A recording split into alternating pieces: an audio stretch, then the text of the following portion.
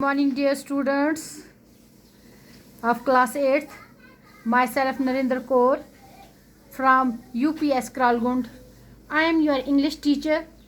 Today we will discuss about global warming.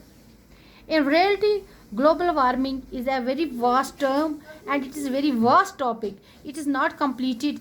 It is not possible to complete it in one lecture. So we will have to continue for this topic in one or two lectures. Today we will start with global warming. What's global warming? Global warming है क्या? Global warming is commonly used these days. This term is commonly used in these days. It refers to a rising temperature of the Earth's atmosphere and oceans and its related effects. यानी global warming से जो दर्जे हरारत में यानी temperature में जो rise हो रहा है, चाहे वो ज़मीनी टेम्परेचर है, चाहे वो ओशंस का टेम्परेचर है, और after that what is the impact of this rising temperature on humanity, on living organism. तो ये इसके असरात क्या होते हैं, इसको स्टडी करने को हम स्टडी करते हैं इन ग्लोबल वार्मिंग. चूँकि global warming is the largest threat, बहुत ज़्यादा थ्रेट है, not only to the humanity but also to the living organisms. Due to global warming glaciers are melting at alarming rate. हमारे जिसको हम बर्फ़ के पहाड़ कहते हैं वो तेज़ी से पिघल रहे हैं because of this global warming, यानी कि due to rise in temperature में राइज होने की वजह से हमारे जो ग्लेशियर्स हैं वो पिघल रहे हैं. क्योंकि these glaciers are the mother to the several streams. ये जो ग्लेशियर हैं एक माँ का काम करते हैं, किन के लिए? छोटे छोटी नदियों के लिए, चश्मों के लिए, झीलों के लिए. And it also serves as a livelihood to the millions of people in the country of Asia. रोज़मर्रा की ज़िंदगी को चलाने के लिए ये लोगों का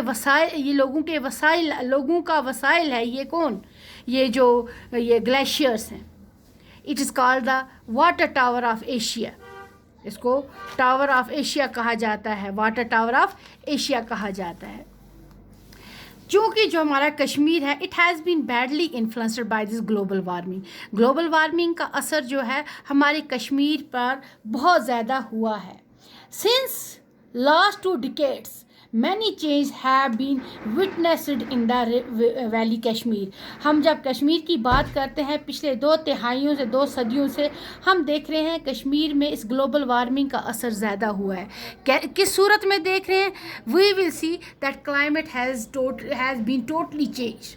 climate has totally been change. हमारा जो रोज़मर्रा का ये जो हमारा मौसम है वो बदल चुका है. It is difficult to distinguish between the spring, summer and winter. ये मुश्किल हो रहा है कि हम डिफ्रेंशिएट करें अब spring season, summer season and winter season में.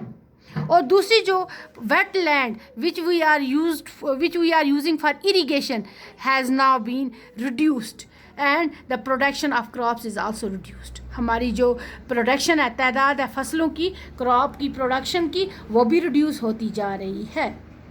देन अब क्या है? एज वी नो, जैसे हम जानते हैं कि अब इसको कम करने के लिए कोई इंस्टीट्यूट कोई तो सामने आया होगा.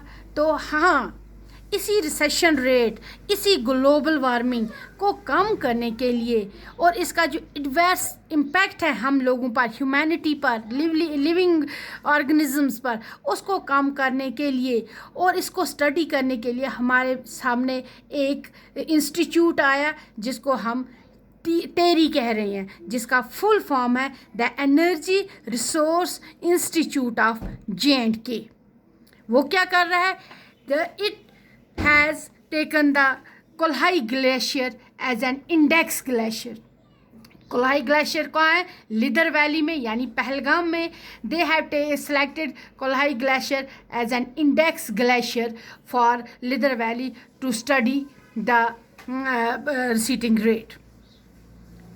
And this theory, the Energy Resource Institute of India has recommended the measures to bring down this glacier's recession rate. उन्होंने हमारे लिए कुछ सुझाव रखे हैं कि किस तरीके से हम ये जो रिसेशन रेट है इसको कम करें।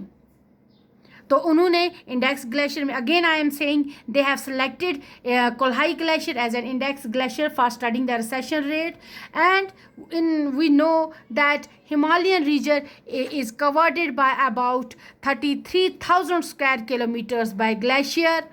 ये जो हमारा हिमालयन रीजन है इसमें 33,000 स्क्वायर किलोमीटर जो है वो ग्लेशियर है, और इसको स्टडी करने के लिए, इन ग्लेशियर्स की रिसेशंस को स्टडी करने के लिए और ग्लोबल वार्मिंग को कम करने के लिए जो हमें कुछ रिकमेंडेशन इस the energy resource institute of JNK ने दी हैं, we will continue this in second lecture.